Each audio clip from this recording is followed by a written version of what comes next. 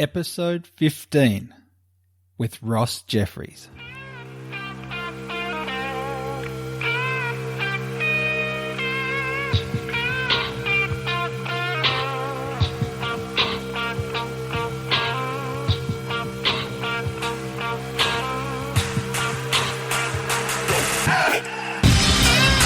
Well, hello again, ladies and gentlemen. My name is Dan Stones, and I'm so excited to be bringing you another amazing episode of Barnraisers, conversations with the world's ultimate team players. And it is our last for 2017. That's right, we're going to be taking a little break over the Christmas period. But don't worry, because we're going to be back up and running right in the middle of January. However, in keeping with the theme of the holiday season, today I've got a very special gift for all of you. Our guest, Ross Jeffries, is among one of the best, and all I'm going to tell you just for now is that this is one episode you don't want to miss. You're going to want to share this one with your friends, your colleagues, and I can guarantee they're going to turn around and thank you for it.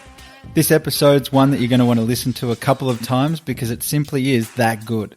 Ross packs in the wisdom and holds nothing back. But I'll tell you a little bit more about Ross and all the stuff we talk about in just a minute.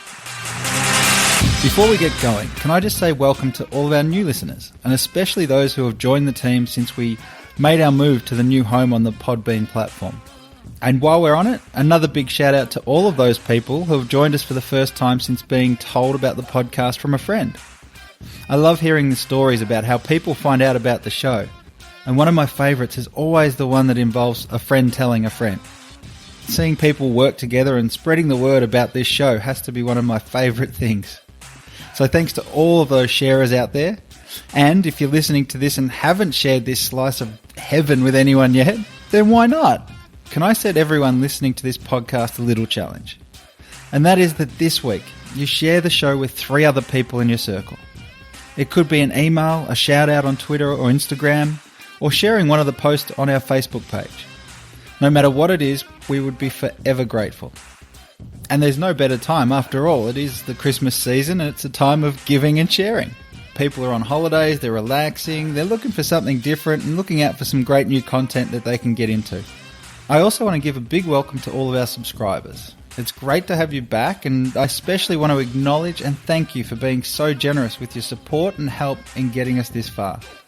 By no means have we cracked the big time, but with loyal listeners like yourselves and the world's ultimate team players only being all too willing to become guests of the show, it's only a matter of time. And one last thing I want to mention at the top of the show is please make sure you listen to this episode all the way through, because I'm going to be sharing a couple of developments in one of my other businesses, Shifting Peers. And I've got a great opportunity for anyone who's interested in taking some action over the Christmas holidays to work with me one-on-one in order to develop the team culture within their own organisation. But that's enough of all that stuff for now. So let's get on with it. The show starts now.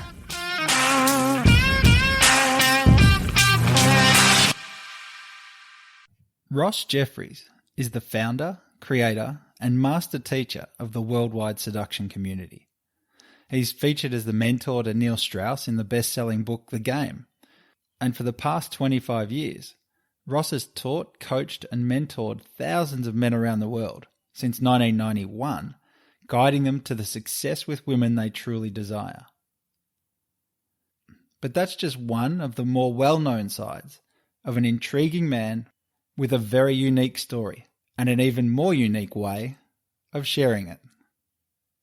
Perhaps a more apt description is the one he uses on his professional speaking website.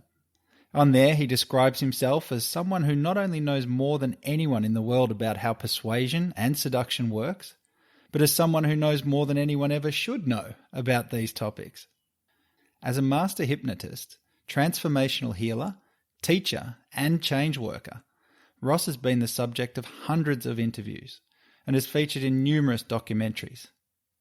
He was also the inspiration for Tom Cruise's outrageous character in the movie Magnolia. Of course, Ross sums it up best, and he does it in just 5 words. Shaman, showman, and always shameless. He's definitely someone that will entertain your conscious mind while he utterly changes your unconscious. So strap yourselves in, ladies and gentlemen, It is now my pleasure and privilege to introduce to you Mr. Ross Jeffries.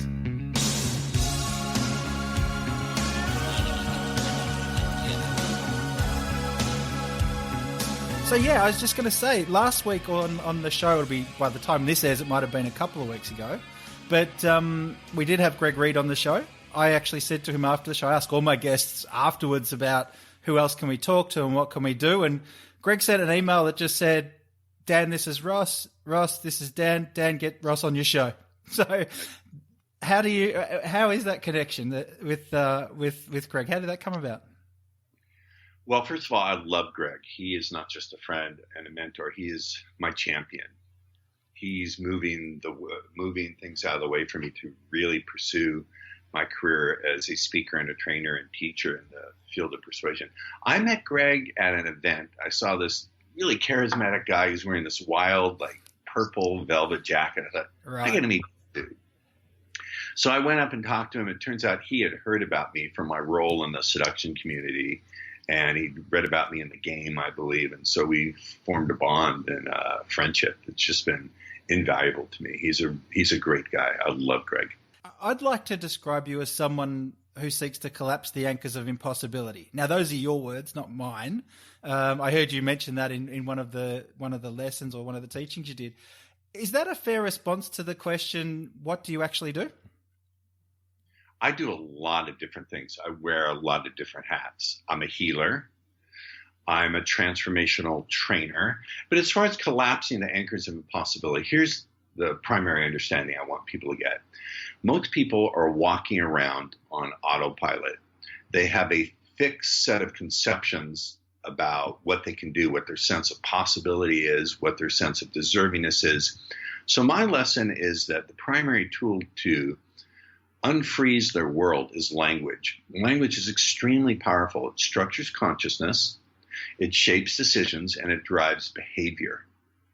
So my job, whether I'm teaching seduction to guys who really want to get better at that, or whether I'm teaching my subtle words that sell method, which teaches people how to turn conversations into cash without pushing, pressuring, or pitching, or whether I'm doing individual healing work with people, is to use language to open the internal eye, the eye that lets people see what's really going on. Because one of the things I've learned is I can do hypnotic work with people and cure a phobia. That's a minor change. But the real change comes when the client or the person you're training or teaching is no longer looking through their patterns, but there's a spaciousness in their consciousness where they can look at their patterns. And that's the profound kind of shift I'm talking about. You started off in the seduction community and moved through that, or did you start doing this work and then ended up in the seduction community? How did this all come about? Well, here's how it all came about. I was the guy who could not get a girlfriend. I was always the big brother, the best friend, the buddy, and it just drove me crazy. I didn't lose my virginity until I was about to turn 22 years old, and then I went for like 5-6 years without even touching a woman. And what happened is I went to therapy. I picked up every book I could read on psychology. Didn't do anything for me. And then I stumbled onto NLP, neuro-linguistic programming. And I instantly knew this would be my solution to get my way out of this mess. And I swore, I remember thinking, having an image in my mind of being in a dark, dark hole deep underground with no sunlight and climbing one rung at a time with a ladder. And I swear to myself, if I ever got out of that hole, I would go back and grab every other guy who was in a similar situation to get them out too. And so what I learned, here's what happened. The past 5 or 6 years, I got a lot of happy students and clients coming back to me and saying, Ross, I've been using your stuff to just kill it in sales and in my business. I thought, really? Let's go back and look at that. I interviewed them a little bit, and I began to map over how these same tools apply in the world of business. Because essentially, selling is seduction. Any kind of persuasion involves capturing and leading the imagination and the emotions of the person you're dealing with. Because here's a law of the mind I'll give you. Whatever you can get a person to imagine for themselves will be perceived by them as being their own thought, and therefore they will not resist it. So that art form of getting people to imagine something for themselves, so they fill in the blank with their own imagination, is a very, very powerful art form. And the really beautiful thing about it is not only do you make the sale, but because you've done things in a certain way, they no longer see you as a pushy salesperson. They see you as an awesome person who's really helped them out in a powerful way. And that means the two big R's. The two big R's are repeat business and referrals. And so by doing this in the right way, you don't just make the sale, you earn their loyalty. And if you do that in a certain structure, that means a lifetime stream of income. Not bad. Not bad at all. And here's the kicker. It's a heck of a lot of fun. It's a lot more fun than using the old stuff like going for the prospect's throat or high pressure closes or so. Would you like it in red or would you like it in black? That kind of BS that people are used to hearing. It insults people's intelligence because they've heard it over and over and over again. Yeah, it's a pattern that people now run. In their mind, I'm assuming they have a pattern of how a sales call goes, or I'm going to be pitched at, or someone's going to tell me what I want and then try and convince me that I need it. Exactly correct. And this is a completely different process. And they've never heard it before, and they'll never catch it, which is the beauty of it. That sounds really cool. Can I ask what the thing, and I'm someone who, when it comes to sales, I don't know what people think, but I'm not an overly extroverted person or anything like that. And I understand you don't need to be, but at the same time, that initial conversation, that very starting point when you first walk up and you think, right, I'm about to do a sales call, I'm about to try and convince a room of people, I'm about to talk to my team. What is it that you start with? Is it the mindset before you start with yourself? Is it what the person wants? Mindset comes first and foremost. Mindset always comes first and foremost. And I'm going to give you a gold nugget. I'll give you a gold nugget that your audience can just walk away with right now and see immediate changes. And here it is. Champions, the difference between a champion and a chump is a champion is invested in their skills, but they're interested in the sale or the persuasion. A chump is invested in that particular sale or persuasion, but he's only interested in the skills.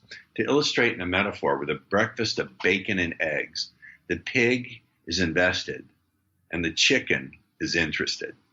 Yeah. Is that what I'm saying? So when you do things that way, you get outcome independence. You're no longer dependent on the outcome because you have what I call learning confidence, which simply means, and let me back up and say that one of the problems with mindset is that people are picking the wrong kind of confidence. You see, there's performance confidence. That means you've done something 1,000 times very well, so it's a reasonable expectation that 1,001 you'll do great. Yeah. The problem with a lot of people is they want that performance confidence before they've done any performing or when they've done very little performing. And you wind up doing no performing and getting no real confidence. That's the Gordian knot that you have to learn to cut through.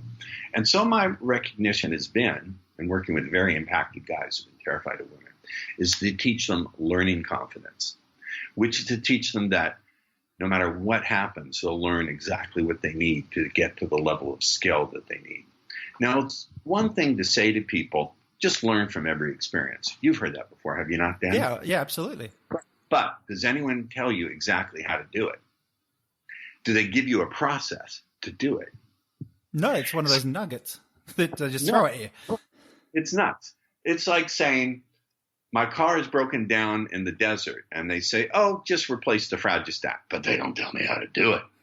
So, because I work with very impacted people, men who have had some real, not all of them, not all my students are traumatized. Some are really sharp guys who just have not been able to figure out women. They're doctors, lawyers, highly trained professionals, and they think, Ross, I don't get it. I've succeeded in life, and I built my own business, but why can't I use that same intelligence to figure out women?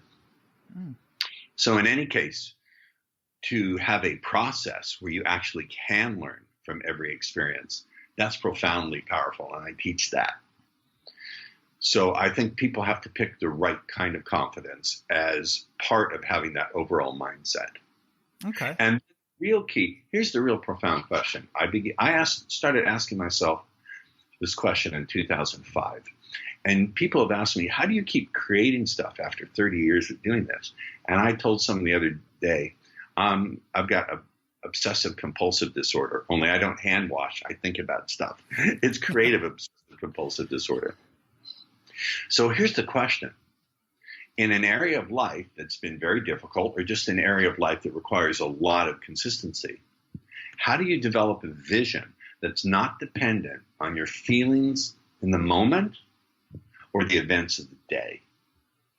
And that's another thing I'm able to do with people. I call it, and I do that by asking what I call deep dive questions.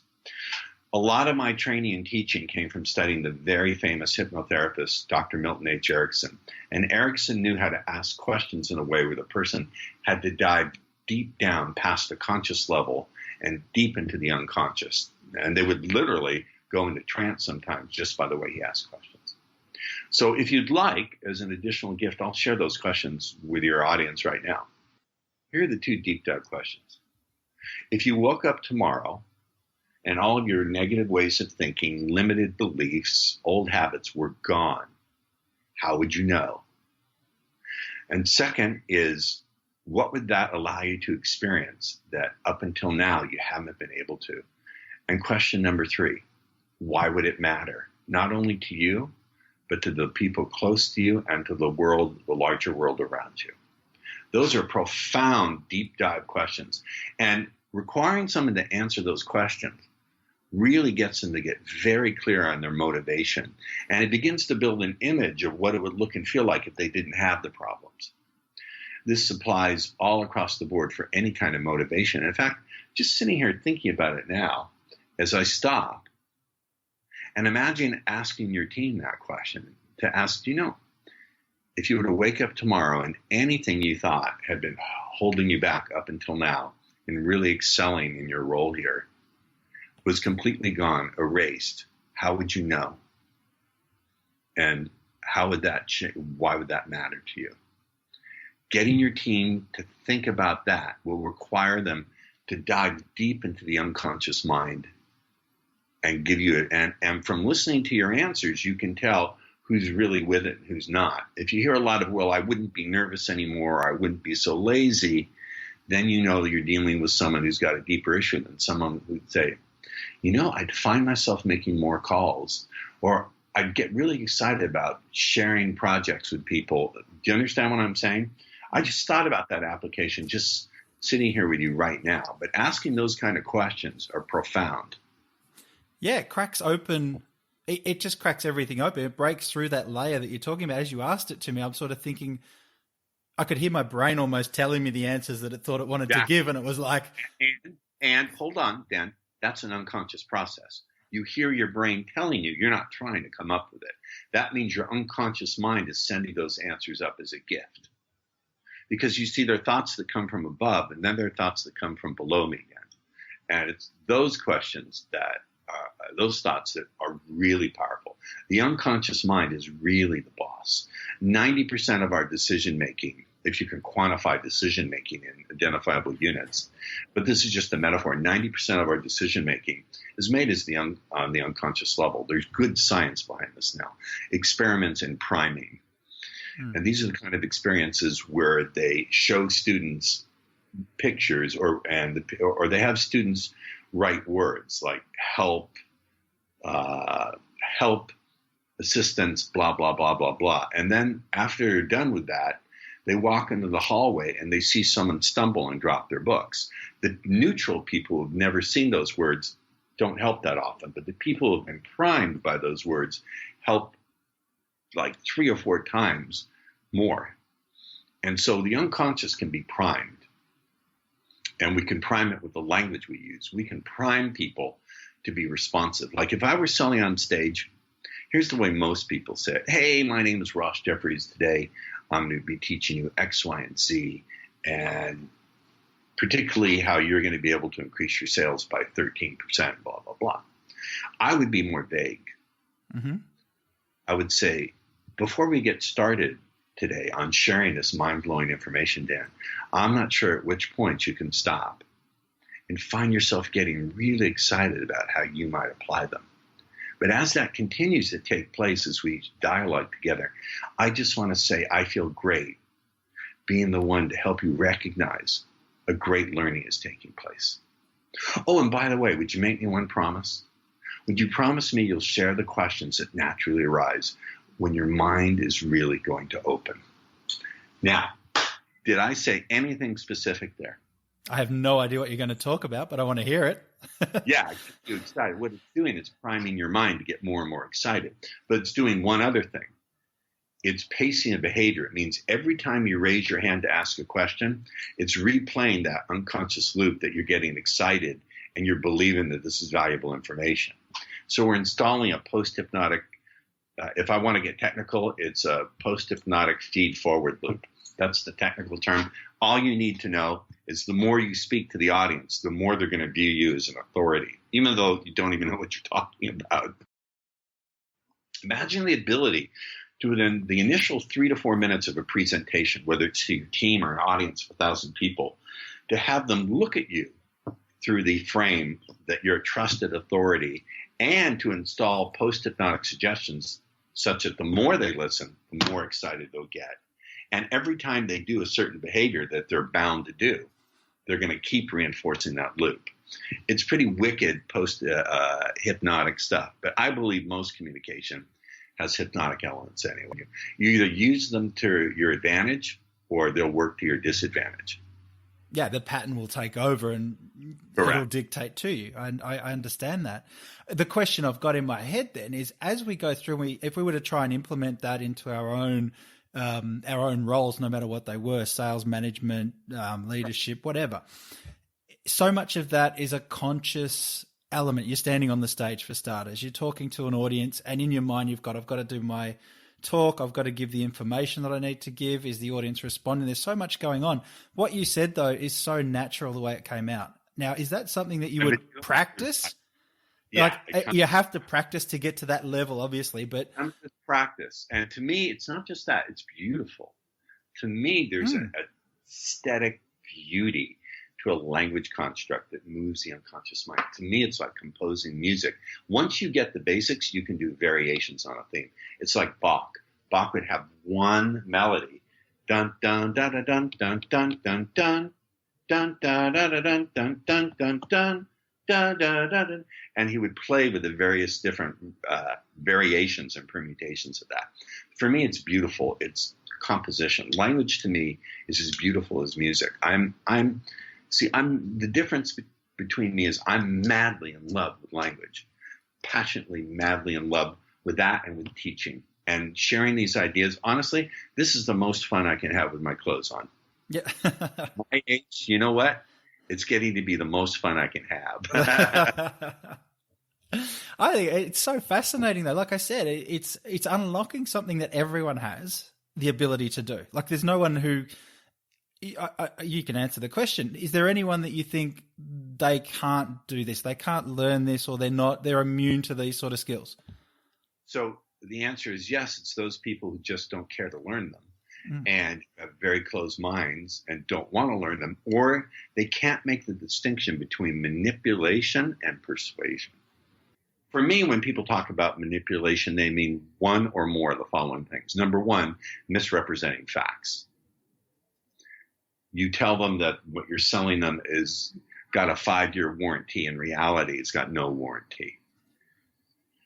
Or you tell them it gets 47 kilometers per liter or whatever it is you use in Australia, and it doesn't. Yep. Second thing is pushing down on people's pain points, their shame, their guilt, their fear. Third thing is concealing an agenda. You pretend to be someone's friend when in reality you want to cheat them out of their money.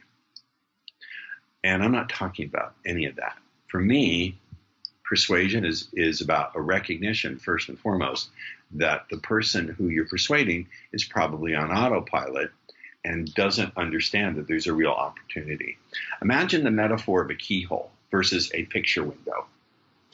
Your prospect is looking through the narrow keyhole of their fixed set of perceptions, beliefs, And if we had a whole weekend, or a whole afternoon, I could unpack what those are, but we don't have that time.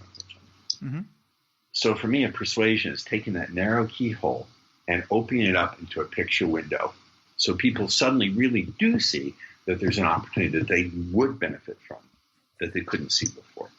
And do you ask them, do you point them in the direction of what that opportunity is, or are you just focused solely on the keyhole? Well, of course you do, but I've preceded, S-E-E-D-E-D, I've preceded so that conversation, so they're already excited about it and they're already feeling the details. But like, for example, handling objections, if a person says, I need to think it over, what they're really saying is they want certainty. It's not about time. If they say, I need time to think it over, I would say something like, I agree that getting the certainty you need to make this decision today is important. And that means that once I help you see it in a way that makes sense for you, you can feel so much more certain and comfortable about making a great decision now.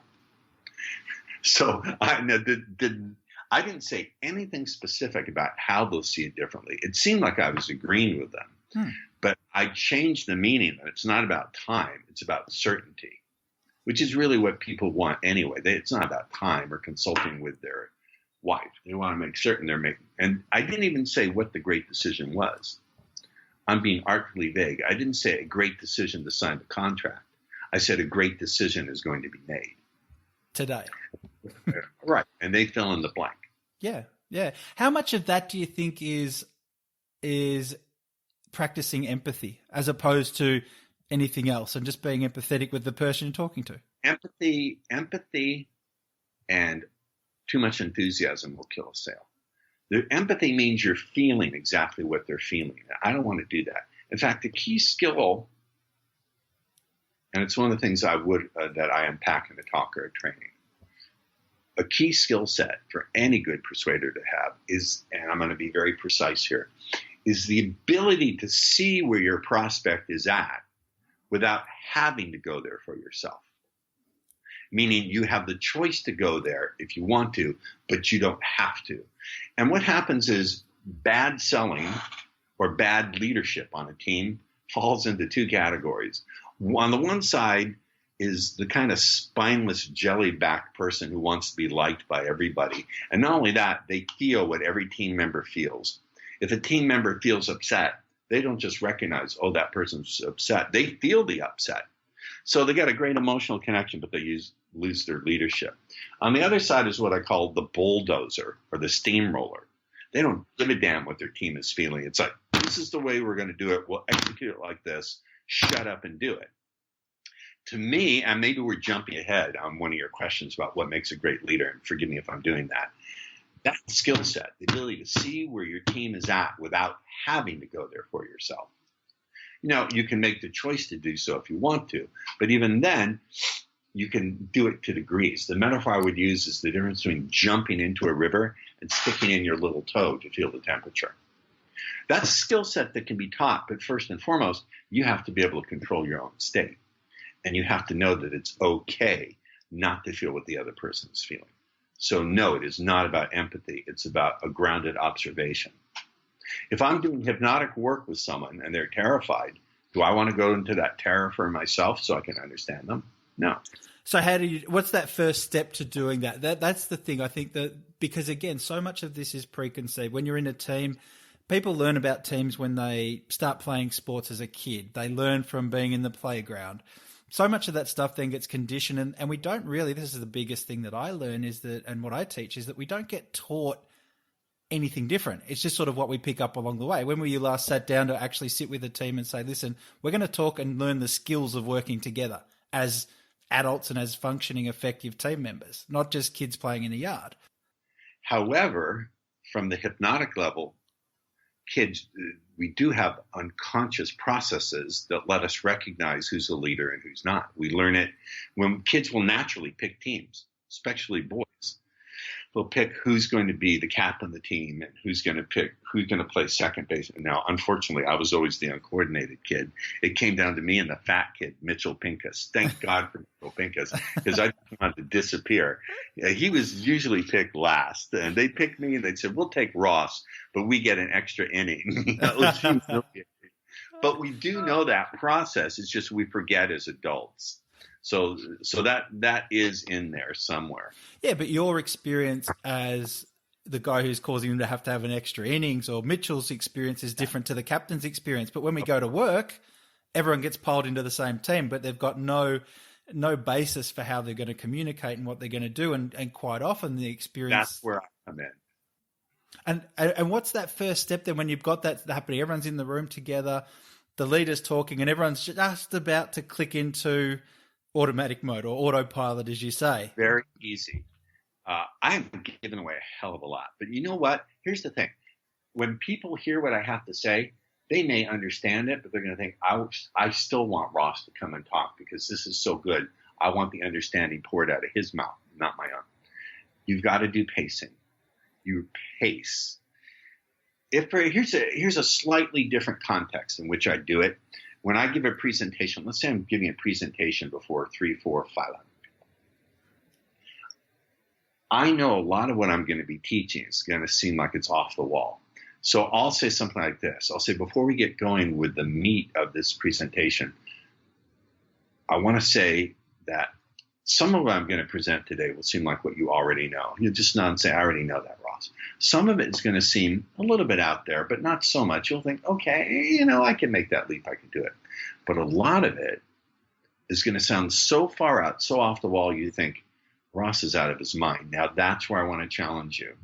When that happens, I want you to get very curious, because it's the very ways of thinking, feeling, and acting that stand so far outside of what you're used to doing that hold the potential for giving you results that are so far beyond what you've been used to enjoying. Now, what have I done? I've pre-inoculated the audience so that as they're listening to me, they're going to have, when they have those responses, they're going to go, oh, Ross is right. And when they do encounter the material that's out there, and I teach them out there stuff that no one else teaches, instead of going, this is too weird, they'll go, oh, now I'll get curious because Ross told me this was going to happen. So you want to do a pace for the meeting. You pace the meeting and say, look, before I get going with this today, I know we're here and all of us are in different moods. Some of you got a good night's sleep. Some of you are excited today. Some of you are just along for the ride. That's fine, because what I know is what I'm going to present is going to so benefit all of us and help you. And I'm making this up as I go along, by the way, Dan. You're doing a great job. It's not just going to benefit the team, but I think it'll help you all fulfill what makes you really enjoy the job. And I'm not sure what that is, but as I continue to talk, I think you'll be surprised at how naturally and easily you fill in those blanks for yourself. Now, I made that up. I've never been asked to do this, but you hear that? What am I doing? I'm tilling the soil of their minds. So whenever they hear something you say, they're going to fit it into their own unique way of feeling and being of value. And it will also weed out the people who are of no value. Because if you pay attention to the unconscious responses, if they go like that, you're speaking, or roll their eyes, or do one of these very unconscious small movements. Part of what I teach is calibrating. So if I came in and trained your team, I would teach you to observe the very subtle unconscious cues of agreement or disagreement or boredom or excitement. I learned this from a couple of sources. One is a friend who has a highly classified job for the U.S. government, and he profiles people who are being interrogated, and he looks exactly for those kind of things. So I learned the skill set from him. So the first thing I calibrate by making that opening statement that has to be true. It's a truism. They are going to go inside and find what's of value for them or not of value for them. So you may as well pace it and appear to be an even greater leader than you already are. Yeah, I talked to Chris Voss. I don't know if you know who Chris Voss is. He's the former international FBI kidnapping negotiator. Wow. The lead negotiator. We had him on the show a while ago, and he talked about people, amazing guy, but he talked about the fact that people shy away from no. He said the first thing I want to get people to do is acknowledge what they don't want to do. It's almost like I want to get to know first, because as soon as someone says no to me, if I'm trying to negotiate, that means then that they're ready to, they feel protected, and two, then that they get into a position where they're then ready to hear what else is being said, because they haven't got, if I come in and I just asked you, would you buy this? Would you do that? And you've got to say yes, the pressure goes up. If I ask a question where it's a no, then you feel more relaxed. What you're saying is acknowledge the things that are going on in the room. Don't resist them. Accept them for what they are. Bring them to the fore and start to work with them and dance with them. Don't sort of sit there and try and eliminate them and kill them. Beautiful metaphor. Dance with them. And one of the things that I was taught in marketing is if you can't fix it, feature it. So feature the fact that some people are going to disagree. Some people may not understand and may need clarification. So some of the things I'm going to be saying today will appear immediately obvious to you, and you'll think, well, of course I already know that. Some of them may be a little bit less so, and some of them may seem a little bit confusing. If you do experience confusion, that's only a sign that there's an opportunity to get excited about the new learning we're going to share together. Now, what does that do? That takes confusion and says, okay, it gives the unconscious a command. When you experience confusion, get excited.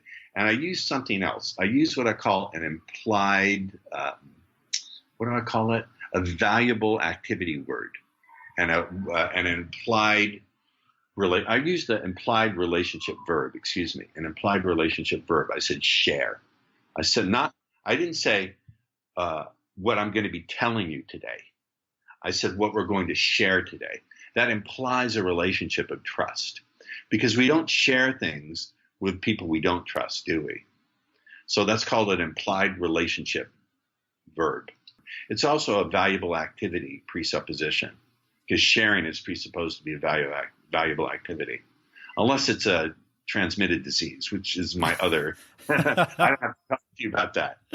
No, I hope not. No, it's all good. That's all good. Now we're going way off my notes here, but I'm loving this conversation. I'm thinking about all the different things that are going on. I really meant it, that doing this, that teaching and training and speaking really truly is the love of my life. I'm born to do it. The day I die, I hope the following two things are happening. Number one, that I'm teaching. Number two, the entire Swedish women's volleyball team is attending to my every need. You need them as a client. Get them on board. Jag älskar svensk kvinnor. That means I love Swedish women in Swedish. I speak Swedish. Oh, okay. A little. Yeah. Very good. That will come in handy. When that day comes, that's going to come in very, very handy. I wanted to jump, if we can, and stick to this team thing, because I think there's tremendous value in what you're saying. Thank you. One of the things that teams struggle with... If there's not, you can blame Greg. Yeah, exactly. I'll just go back to Greg and say, what the hell was he talking about? It's making perfect sense. The thing I wanted to touch on, if we can, the idea that you have around this, one of the things that disrupts the team more than anything else, because people, I believe, don't understand it, is the role of conflict. Now, when you're in a team situation and people get conflicted, or there's conflict in a room, everyone seems to go a little bit haywire because it's so emotionally charged. They don't like it. Some people do. How do you deal with that? You pace it. You say, look, in any kind of gathering of strong, smart people, there's going to be disagreements about the way things should look. When that comes up today, and I guarantee you it's going to come up, that's a great thing. It's a sign that there are a lot of dedicated, strong-willed, smart people here. If it didn't come up, that would be a sign to me that we're just lazing our way through it. And the fact that we're not doing that, the fact that we are all smart, sharp people, is a good thing. The only thing that I want to please ask, will you promise me that you'll share those disagreements in a way that's respectful to other people and respectful to yourself? Specifically, here's what I mean. State your opinion, but do it in a way where you're not finger pointing or calling names. As long as you do that, everything's acceptable on this table. Everything.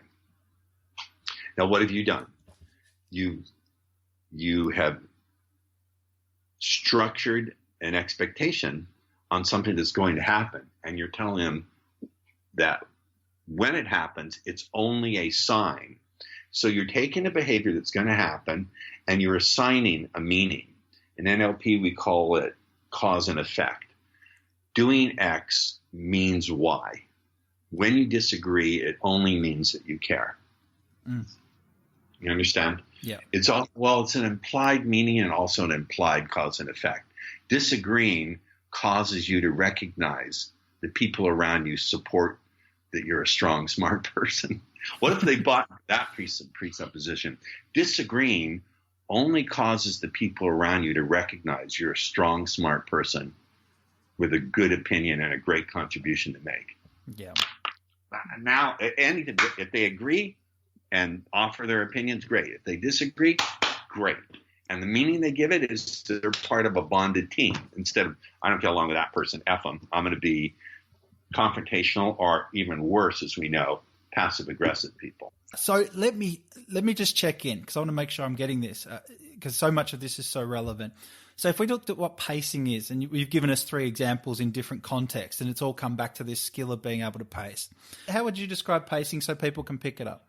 Pacing is first an algorithm you run in your mind. The algorithm is, all right, given what I know about this context and or these people, what are the things that are likely to arise? Now that I know that these are likely to arise, how do I skillfully bring them up? And number 3, what's the direction I want people to go in? What is the response I want them to have? And number 4, how do I artfully take those statements about what's going to happen and cause them to assign the meaning that's useful to the team? That's a big mouthful, but first it's about the algorithm. So I have that algorithm I run in my head, and then I come up with a language. So let's come back then to what you're known for, which is seduction. And I'm not going to go through how do we seduce. I'm sure there's a million interviews where you've gone through that. That's all right. I love this. So let's keep going. You've got me the afternoon for all I care. Oh, fantastic. I'll sit here all day. I can go all day with you. It's fantastic. The only interruption will be my cats may come and demand attention. I have 2 of them, and they're attention hounds. Yeah, no, that's fine. If they need anything, you just yell and we can pause or do whatever we like. That'll be fine. What do people most misunderstand about what you do? I think number 1, they think it's misogynistic, or they think that it involves harming people, or it involves lying about facts. And I don't think it involves any of those things at all, in any way, shape, or form. I don't advocate lying to women. I don't advocate pushing down on pain buttons. For me, using language in a way that captures and leads a woman's imagination and emotions is sort of like the neurolinguistic equivalent of a push-up bra.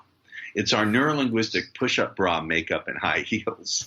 You understand? We're taking what's there and making it more appealing by getting women to look at us through a certain emotional filter. Here, this is I'm about to give you a gross oversimplification.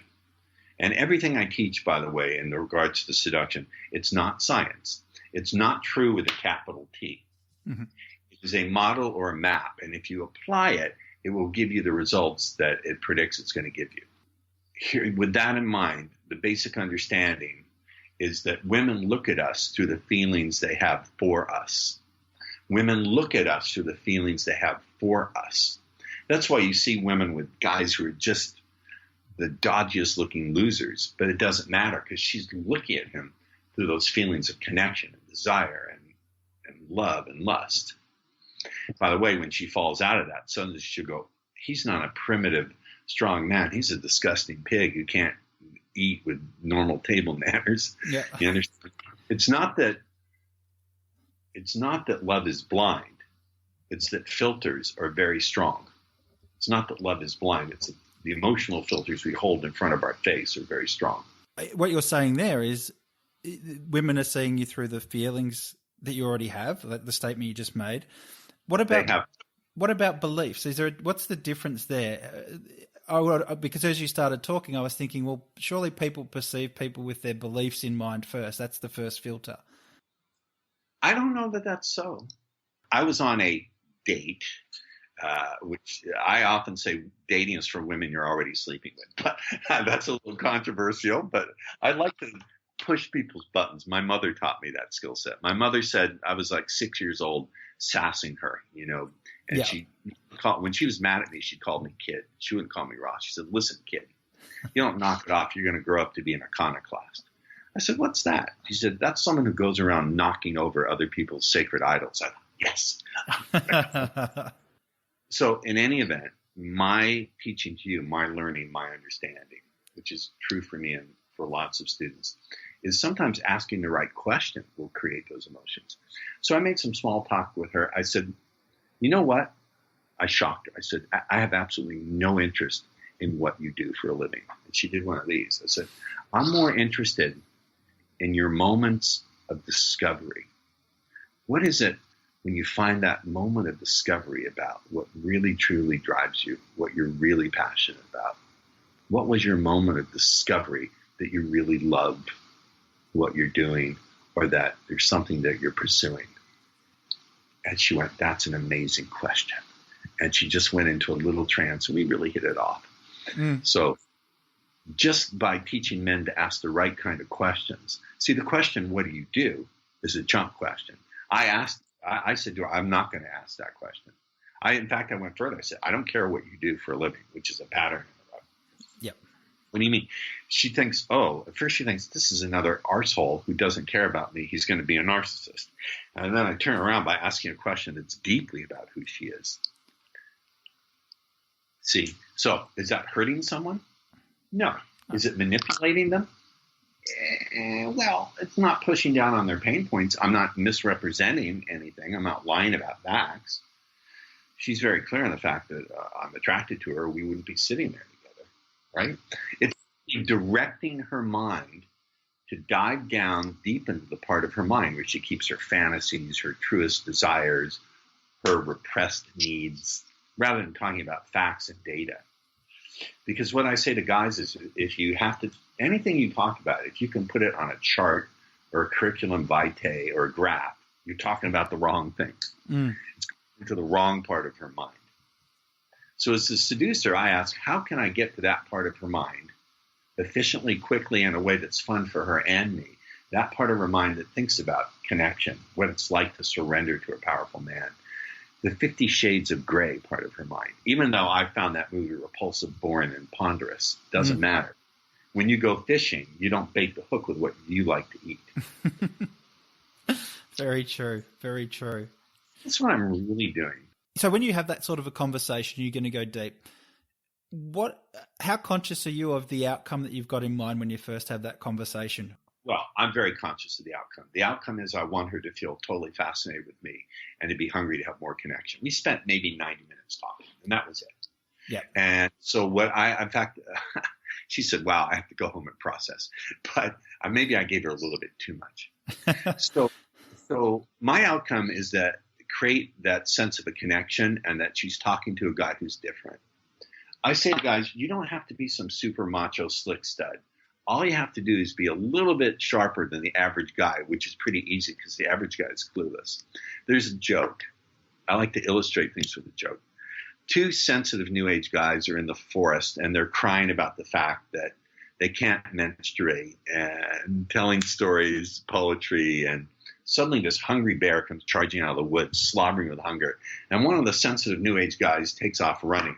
And the other one says, "You're not going to be able to outrun that bear." He says, "I don't need to outrun the bear. I just need to outrun you."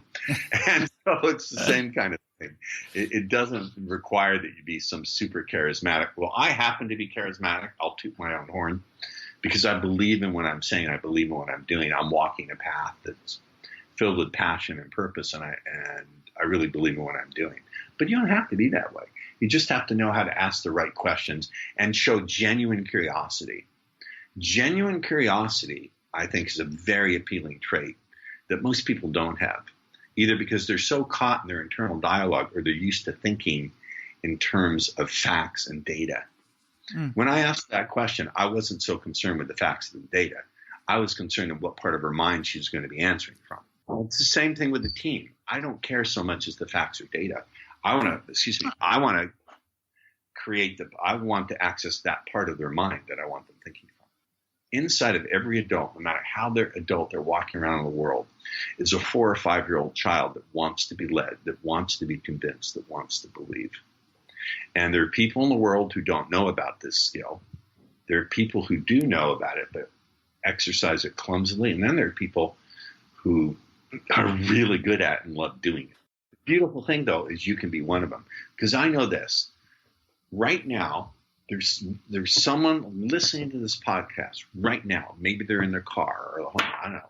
Someone is sitting there right now who's summoning up the will, who's gathering up the determination, who's making the decision to learn to use their language to create the kind of life they want, to write their own rules to go where they want to go. And if you're that person, then at the end of this, we'll give you contact information for you so you can learn more.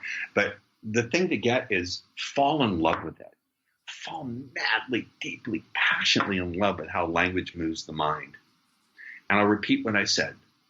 Language structures consciousness, it shapes decisions, and it drives behavior. So you may as well learn to use it in a way that serves you and your mission and the people around you. If you don't, it's just going to be stumbling through. And life is too short to stumble through. Terrific. I think that's an excellent, excellent way for us to sort of finish our little formal part. I do have one question for you, though. With language, and you're so passionate about it, and curiosity, what's your favorite question to ask people? What was your moment of discovery that let you recognize you really wanted to be on the path you're on? Or what might be your moment of discovery that would allow you to recognize, wow, there's a path I really want to walk? Wow, that's a great question. It's a damn good question. How would you answer that question for yourself? Oh, for me, it was the moment I recognized that language could get me out of my involuntary celibacy. What was the actual, can you share with us, depending on how it went, but what was the actual situation in the story as it unfolded? Sure. So what happened is I've been experimenting for 4 or 5 months with this without much success. And I've been working as a paralegal for an attorney. He was out of town and our secretary had quit. So I was holding down the fort, so to speak. He said, interview the people coming in for a position, hire whoever you want. So I'll never forget her, this beautiful girl wearing a super short skirt. Name was Megan. She had blonde hair, beautiful greenish blue eyes. I was talking to her and I thought to myself, okay, Dr. Frankenstein, time to try this out again. And as I talked to her, I began to notice some things that are signs, classical signs of a hypnotic trance developing. Her pupils began to dilate.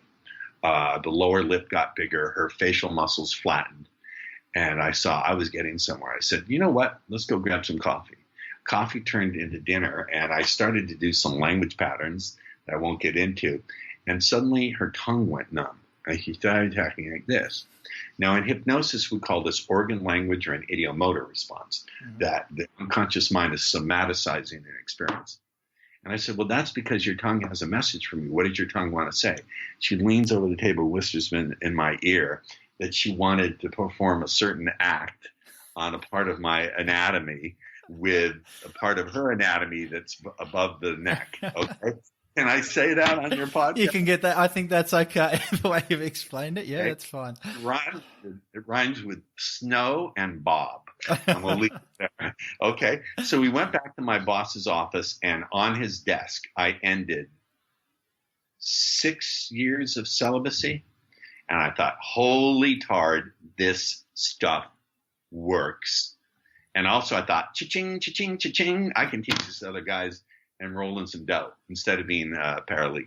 Yeah. Not found that job. I enjoyed it, but there you go. Fantastic. Fantastic story. All right. Yeah. Now, for people that do want to learn more, and as I said, we haven't touched on seduction, but you've just mentioned that, or you mentioned earlier that you're now doing some more corporate work in the sales space and teaching people to how to have these conversations. What's the best way for people to be able to reach out to you and get in touch? Can we follow you on social media? What's the websites? Sure. So if you're interested in having me do a talk to your group or organization, or come in and do a training, it's really easy. You can get in touch with me through rossjeffrieslive.com, and that's spelled Jeffries,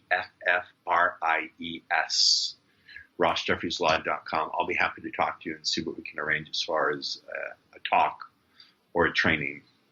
Cool. All right.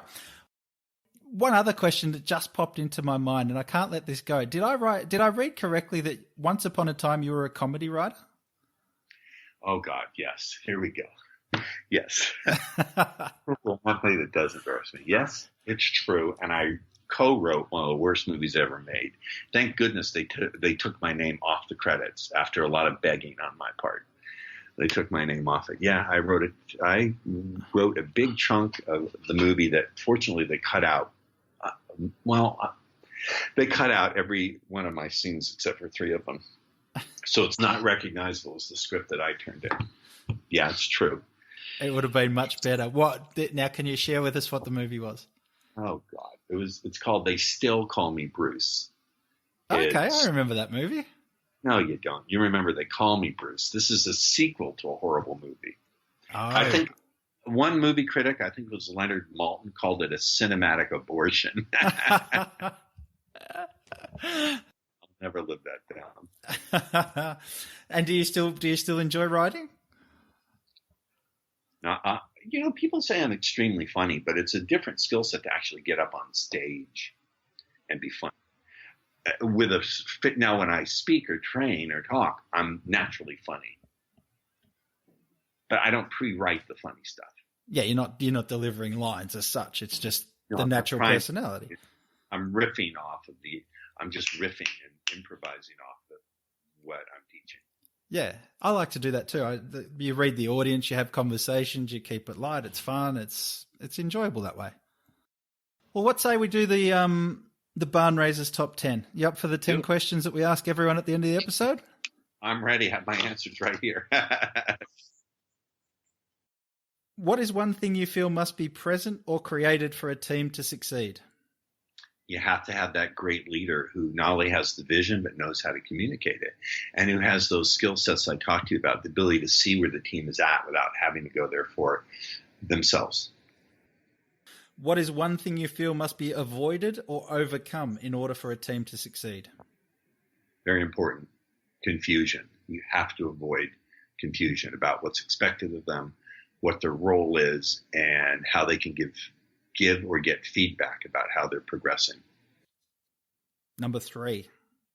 What team, current or historic, would you love to have been a member of?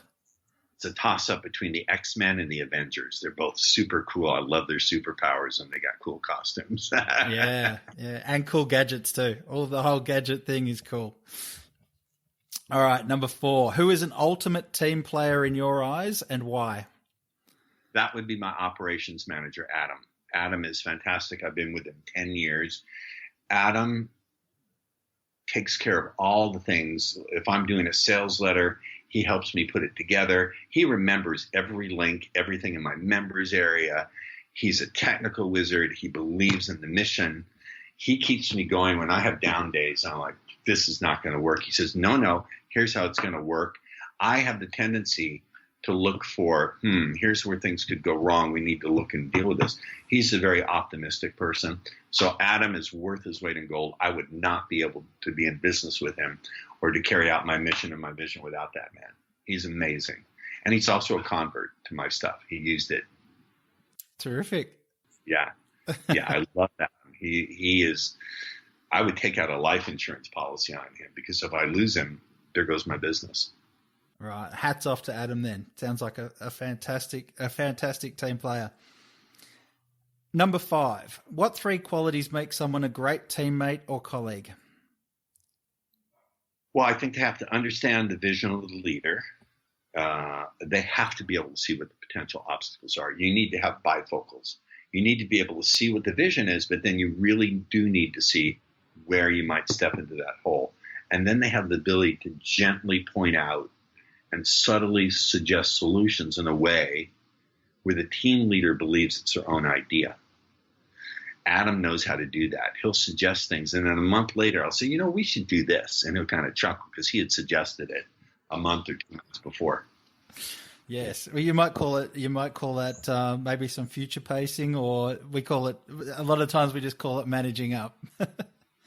Okay, I'll buy that. All right, number 6. What 3 qualities make someone a great coach or manager? Well, I mentioned the first one, which is the ability to see where the other person's at without having to go there for yourself. But here's a really important one, the ability to notice and point out progress. In my line of work, when I work with guys who have been severely emotionally impacted, I need to be able to show them, wait a minute, you're making a lot of progress here. Here's what you're doing right. Now, there's a couple of stories I could tell you about that, but that would take another 20 minutes, and we don't have time to do that. And here's another one. This is really subtle. I guarantee you've never heard this before from any other guest. You need to understand whether the person you're managing understands through the details. You give them little details, and from the little details they build up the big picture, or they need to get the big picture first and then they fill in the details. This is crucial. I happen to be someone who wants the broad concepts first. Once I get the big picture, then I can work my way into the details. So being able to tell that is a crucial skill set. Have you ever heard that one before? Not explained in that way, no. All right, number 7. What is one thing that instantly makes you feel part of a team? Well, truth be told, I would never be part of a team that didn't have me as the leader. I've always been the leader of the team. So I have to answer it from that perspective. And that would be that I feel that people are on board, that they're executing their tasks well and with great enthusiasm, and they'll go the extra mile for me. All right, number 8. What is one thing that instantly makes you feel excluded from a team? They picked the fat kid instead of me. See how I set that one up early in the conversation? You did. Nice loop back. I liked it. Well, that's what I do. Number 9. What is your fondest team memory? Well, many years ago, in 2004, 5, right around there, maybe a little earlier around there, we used to do things that we call speed life seminars. We do them in the Bahamas or Hawaii or Cancun, some nice vacation spot. People come from all over the world and pay like $3,500, $4,000 a pop. And I get experts from different fields, like the best person in hypnosis, the best person in doing energetic change, and we get them all together. I remember one night where they were all in their rooms. It was late at night. I would go, and I went from each door, knocking on the door and saying, do you have everything you need? Is there anything I can get you? Now go to sleep. It's early morning tomorrow. So I was like the parent. I was parenting all my kids. I felt like they were my children, and I was taking care of them. That's one of my great memories that I'll cherish. I wish I could do it again and have that big of a team. Terrific. I call it walking with a pantheon. I like that. You know what a pantheon is? Yeah, the group where the gods gathered. Yeah. I walked with a pantheon. All right, number 10. What is one thing you'd like to hear? Well, this is you, so I'm not sure how you're going to answer. You might have to wait for the last bit of this. What's one thing you'd like to hear a coach, manager, boss, or teammate say about you? This guy's a genius. Get the hell out of his way. So, Ross, we've come to the end. We could talk for more, and I'd love to get you back on the show again to talk more about this if you're up for it. Any time. Sounds fantastic. What we might do is have a think about some other topics, and maybe some people could write in. And if they come in with some suggestions about what might be helpful, we might get in touch, and you and I can sit down and start to go through those as well. I would love it. And once again, I would love it. Sounds brilliant. Now, before we do go, I don't think you mentioned before social media. Are you on social media? Can we follow you on Instagram, Twitter, or just the website? I don't. Truth be told, I just don't use it that much. You can follow me on social media. I'm at Ross Jeffries for my Twitter, and my Facebook page for business is just Speed Seduction. But really, the best way to get in touch with me is rossjeffrieslive.com. Even if you just want to ask me a question, but primarily use that if you want to book me or talk to me coming in to give a talk or a training. I'll put that in the show notes then and make sure everyone's got the right link and all that sort of stuff. So Jeffries. That's how I spell it. No, that's fine. I got that. I think I got that right to start with. So I think that's pretty cool. All right. Well, Ross, again, thank you so much for your time. And don't hang up just right now because people often have a tendency to go. But Ross, I want to say one thing. Please. It is thank you for the honor of doing what I love most, which is to teach. For me, teaching is not just about conveying a little bit of information. It's about getting people to that point. I hope I've managed to achieve that. It makes my week or my year if I can do that. Get people to a point where they have such a shift in the way they look at things, you never go back to seeing things the way they used to. Like when you learned to read a clock, you struggled and struggled and struggled. One morning you woke up, suddenly you could read the clock and you could never go back to not being able to do it. And I really hope that in this brief time we've shared together, or in the repeat listenings that people will do, that they'll have a couple of those moments, because that's what really fulfills me, is to teach. Not necessarily even to speak, which I love doing, but to be a teacher. Thank you so much. I think it's definitely come across that way from the conversation we've had, and those repeat listenings are going to go on for a long time, I'm sure, because there's so much that you've given us. So thank you so much for your time. You're more than welcome. It's been my honor and my pleasure.